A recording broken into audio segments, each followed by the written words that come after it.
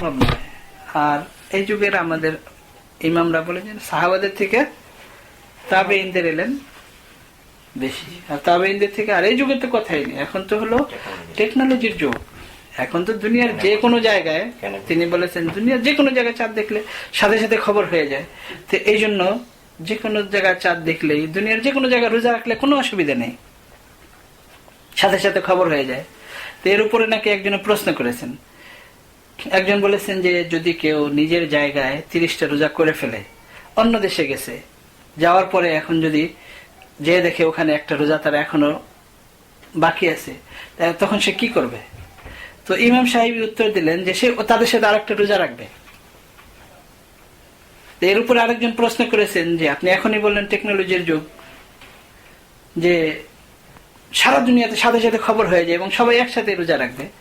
অর্থাৎ এর অর্থ হলো যে ওই সমস্ত হাদিস যেগুলো বুখারীতে আছে, মুসলিমে, তিরমিজিতে, সিয়াসিতা এবং হাদিসের সমস্ত কিতাবে আছে যে এইভাবে চাঁদ দেখে রোজা রাখো, এইভাবে এইভাবে বিস্তারিত, যে যারা হাদিসের যারা ব্যাখ্যা করেছেন বড় বড় মুহাদ্দিসিন, ওই সমস্ত হাদিস এবং কোরআনে কারিমের এই সমস্ত তাফসীর, এই সমস্ত আয়াত, এগুলোর উপর এখন আমল করার আর প্রয়োজন নাই, যেহেতু টেকনোলজি এত অ্যাডভান্স হয়ে গেছে। দুনিয়ার যে কোনো জায়গায় চাঁদ দেখলে সারা দুনিয়ায় খবর হয়ে যায়।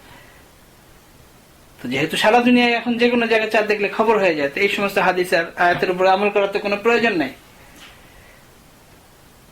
আবার সাথে সাথে এটাও বলেছেন যে তার আরেকটা রোজা রাখতে হবে। তো এর উপরে আরেকজন প্রশ্ন করেছেন, আপনি এখনই বললেন যে টেকনোলজির যুগ, সবাই সব খবর সাথে সাথে নিয়ে ফেলে, তো তাদের একটা রোজা বাকি থাকলো কিভাবে?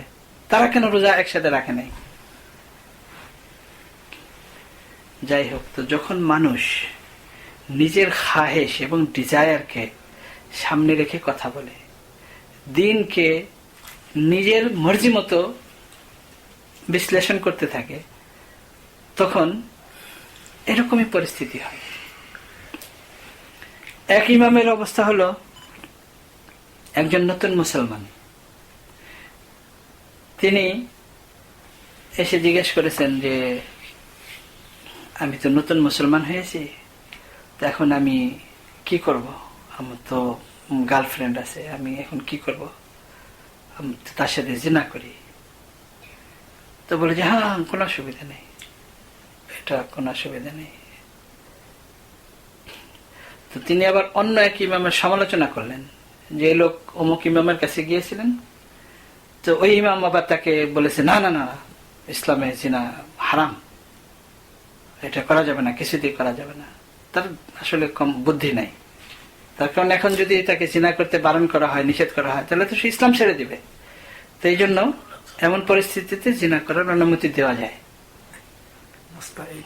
মানে অন্য ইমামের সমালোচনা করতেছেন যে উনি কেন হারাম বলেছেন, কেন বাধা দিয়েছেন। অথচ এখনই যে আমরা বললাম সাবু মুবিকাত, 7টা ধ্বংসাত্মক কবিরা গুনাহ যেগুলো মানুষকে ধ্বংস করে দেয়, তার মধ্যে একটা হলো জিনা। মানে ধ্বংসাত্মক। আর আল ইসলামু ইয়াহদিমু মা কানা ক্বাবলাহু, ইসলামের আগে যা কিছু ছিল সব শেষ। কিন্তু যখনই সে ইসলাম গ্রহণ করবে, এমনকি জোহরের 10 মিনিট বাকি আছে, এখন যদি কেউ ইসলাম গ্রহণ করে, জোহরের নামাজ তার উপর ফরজ। হ্যাঁ, সে সূরা কিরাত জানে না, যা জানে তা দিয়ে পড়বে। কিছু যদি না জানে, তারপরে সে রুকু সিজদা করবে, তাকে শিখাবে। আর সেখানে থেকে অনুমতি দেওয়া, এটা হলো মানুষ যখন নিজের ডিজায়ারকে দিন মনে করে, নিজের খায়েশ অনুযায়ী দিনের ব্যাখ্যা করে, এবং সামান্য পয়সার বিনিময়ে যারা দিনের ব্যাখ্যা করে। শেখ সাদি রহমতুল্লাহ আলাইহি বলেছেন, মাবাদা দিলে আ ফারুমা ইয়াশাদ কেয়াজ বাহারে দুনিয়া দিহাদ্দি বাবাদ। সে পাপীর দিল যেন কবু না জোড়ায় যে দুনিয়ার জন্য দিনকে খোয়ায়। যে ওই পাপী তার অন্তরের জন্য কোনোদিন ঠান্ডা না হয়, যে দুনিয়ার জন্য নিজের দিনকে বরবাদ করে দেয়, ধ্বংস করে দেয়।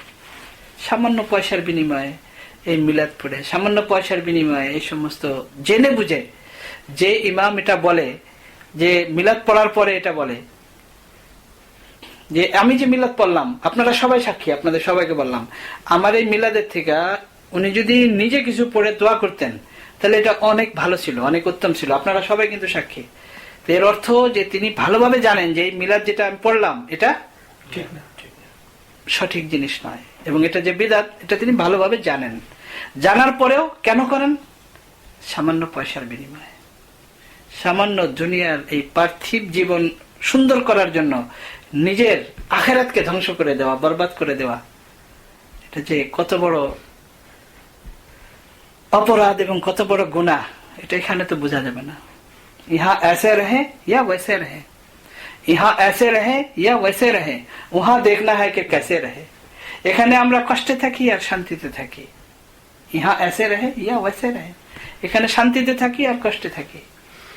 উহা देखना है कि कैसे रहे, সেখানে দেখা যাবে যে কে শান্তিতে আছে আর কে আরামে আছে। সেই জিন্দেগীর শান্তি যদি শান্তি হয় তাহলে শান্তি।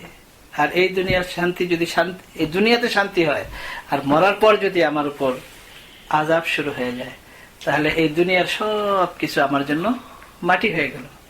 আল্লাহ তাআলা আমাদের সবাইকে সঠিক দিন সঠিকভাবে বুঝার তৌফিক দান করেন, এবং রাসূলুল্লাহ সাল্লাল্লাহু আলাইহি ওয়াসাল্লামের সঠিক মহব্বত আমাদের অন্তরে আল্লাহ তাআলা পয়দা করে দেন, এবং রাসূলুল্লাহ সাল্লাল্লাহু আলাইহি ওয়াসাল্লামের সহিহ ইত্তেবা আল্লাহ তাআলা আমাদেরকে করার তৌফিক দান করেন। ওয়া আখিরু দাওয়ানা আলহামদুলিল্লাহি রাব্বিল আলামিন।